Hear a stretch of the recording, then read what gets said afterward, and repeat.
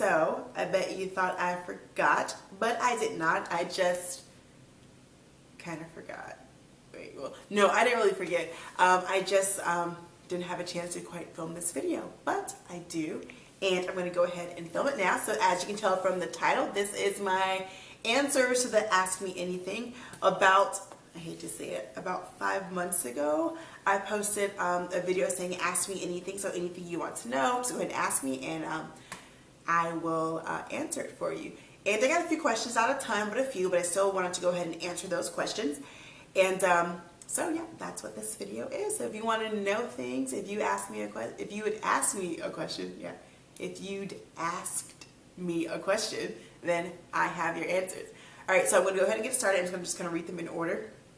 And these are just the responses that were on the video, as well as you could ask me anything through Twitter. So yeah, but these are the ones from the video. And the first question is from the awkward H's, and they said, if you could live anywhere, where would you want to live and why? If I could live anywhere, where would I want to live and why? Where would I want to live? I don't know. I know. I love LA. I love like that whole area. I went out there when I was 12 for the first time and I fell in love and I said, this is where I want to live for the rest of my life. And I came pretty close to living there, but met my husband and kind of stuff and stayed home. And you know, if you go when you're 18, it's great, but to leave it later in life, it's kind of hard because you have your family and your parents are getting older, you just don't want to leave them, and you have nieces and nephews, you want to be around them, and then you start having kids, you want your kids to be around their family. So yeah, but we go about twice a year. I try to go at least twice a year or so, and I get my little LA fix, but I love LA. I do. I love it. I love it. I love it. Let's see. The next question is, who is your favorite YouTuber? This is from Fiona Art. And my favorite YouTuber, let's see. I watch a lot of family vloggers. So, of course, I love the Nine Knowles and Gabe and Babe TV and It's Judy Time and Tiffany Vlogs, Tiffany Darling. Those are probably some of my favorite. Those are the ones that, like, if I want to sit down and kind of catch up on my YouTube videos, those are the ones that I kind of sit down and watch all the time. Why did I name my daughter Kennedy? P.S. I love the name. Thank you. That's also from Fiona. Thank you. I love the name too. I named my daughter Kennedy. It's such a weird, random story, but first off, my husband and I, we could not agree upon a boy's name. So we were like, if we had a boy, we had no idea what we were going to name him. But luckily, the doctor said it was going to be a girl, so I said, okay, so it's a girl. What kind of name do I want? Because at one time I wanted to name my daughter Madison, you know, such a cute name, and call her Maddie and the whole kind of thing. But I kind of thought about back in the 90s, sound like my dad, back in the 90s when music was good, on MTV there was this VJ, her name was Kennedy, and she was like spunky and like had lots of energy, and she had like this red curly hair, and she was just so much fun, and I've always loved that name, Kennedy. So for some reason when we said we were having a girl, I never really thought of naming my daughter Kennedy, I just loved the name Kennedy. But when the doctor said we were having a girl and we were kind of thinking of names, I said, how about Kennedy? And my husband said, yes, I love it. And that was that. So that's how she got the name Kennedy. Let's see. Whitney Beautiful wants to know, how long have you been living in Florida? Whitney girl, I am a townie. I have been living in Florida like my whole entire life. And it's so random because like there's not many true Floridians. And I'm like a real true Floridian, like third generation as far as I know, fourth generation like Floridian. Sorry, I had an alarm going off. Anyway, I'm born and raised Orlando. My mom is born and raised Orlando. Her mom is born and raised Cocoa Beach, Florida, which is right outside, you know, of Orlando. And then my dad is born and raised Orlando. His mom is from Tallahassee, or outside of Tallahassee. And but both of my grandparents are from Georgia, so I am like a full-blooded Floridian. Anything under 75 degrees, I freeze. You know, I can work well in rain. I don't do well in snow. Like Floridian flip-flops, like that's my kind of deal. Yeah. So anyway, and Renita Heath wants to know: are you planning on having any more babies? Kennedy is so beautiful. Thank you, Renita. And yes, we do plan on having more babies. There's a few things like with work and stuff like that that we're trying to get settled out first. settle down. And in accordance to my mom, I don't need to have any babies quite yet because Kennedy's gonna like beat the ears off that little baby, she says, because she's so spoiled. But I don't think she's too spoiled.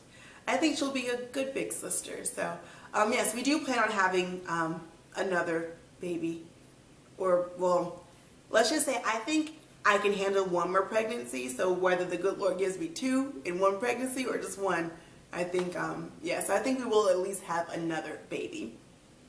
And let's see, those are all the questions that are on that video. But I also want to answer this question because this is the question that I get quite often. Like usually anytime I mention my job or what I do, people always ask me about that. So I'm going to answer that in this video. So like, what? People, what do you do? So I am a flight attendant.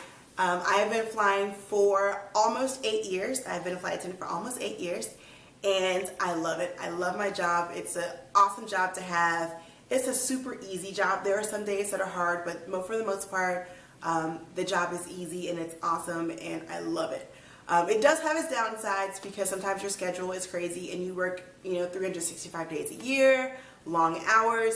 But in the grand scheme of things, only working a couple of days a week and having flexibility with your schedule is amazing. But you do give up, being gone for 24 hours at a time, up to 72 hours at a time. So, but I love my job. It's an awesome job, and it's a little difficult at times, like right now in my life where I'm very into my family mode and I want to be home with my baby and like my husband and snuggle at night. So that's a little bit difficult, but sometimes, you can work where I just go out in the mornings and I'm back in the evening, like a 9 to 5, and I'm home at night. So it just depends on what kind of schedule you get and what kind of trips you can pick up. So yeah, so that's what I do. I've been doing it for almost 8 years. And the next question is, how do you become a flight attendant? You become a flight attendant simply just by going online and applying. It's so simple. All you do is just do what I did. I went to every airline that I can think of, and I went to, at the bottom of their page, there's always a part that says careers, and you just click on it. And just click on careers, and it'll walk you through the prompts to submitting an application and applying for the job. Let's see. I know there's these things like flight attendant schools that you kind of go to, but don't waste your money. It's not worth it because any airline that hires you will train you for 4 to 6 weeks, maybe 8 depending on what airline you're going for. They'll train you everything you need to know. So that outside stuff means nothing. Even if you work for another airline, you still have to come into this your new airline and go through their training. They'll teach you all the safety stuff. They'll teach you how to serve a drink. They'll teach you everything. And the one thing that I will say that really sticks out to the hiring recruiters when they're hiring for flight attendants is customer service. It's the main part of our job, or to be a flight attendant, is the safety. We are there to make sure that everyone's safe. In the event of an event, we are there to make sure that everyone gets off safely or that everyone is safe. But the small part, is customer service, because for the most part, I've been flying 8 years, and I have yet to have that serious of an emergency. You have a couple of medical things that you have to deal with, but it's not that often that you have serious emergencies to where you have to evacuate a plane or something like that. So that's the very serious part of our job. But customer service is making sure that the customers are happy, and that also makes your day a lot easier, because if your customers are happy and you can laugh and joke and have a good time with your customers, then you're going to have a good time and your day is going to go by really quickly. So just customer service skills. And the way it usually works is that you will submit an application online. They'll call you in for a group interview, and that'll be like you and maybe like 50 other people in a room with recruiters, and they'll kind of talk to you. They'll kind of look you over. So this is basically kind of like a first impressions type thing. You usually get up and stand up in front of everyone and say, hey, my name is Caffie. I'm from Orlando, and I like, chicken or whatever. That's random. I don't really care for chicken that much. Anyway, you'll say something like that because they kind of want to hear how you speak and how you, interact with people. And then after that, you'll get called back to a one-on-one interview. And at that point, you'll kind of sit down like a regular job interview. You sit, in front of a desk and you talk to the hiring recruiter. And you guys will kind of have a conversation. They'll probably give you scenarios and that kind of thing. And from there, they'll decide whether or not they want to hire you. If they decide to hire you, you'll be contacted. You'll have to go and pass your background, so you can't be like a mass murderer or like a drug smuggler or anything like that. And your fingerprints, they'll do that. And if that all comes back clear, then they will ship you off to training school. And usually it's in different locations. My initial training was in Atlanta, because the company I worked for was based out of Atlanta, so that's where their training facility was. Some of you may know I've just started with a new airline, and that airline is in Dallas, so I'm training in Dallas. And again, you do not have to live where you're based. Right now, I live in Orlando and I'm based in Baltimore.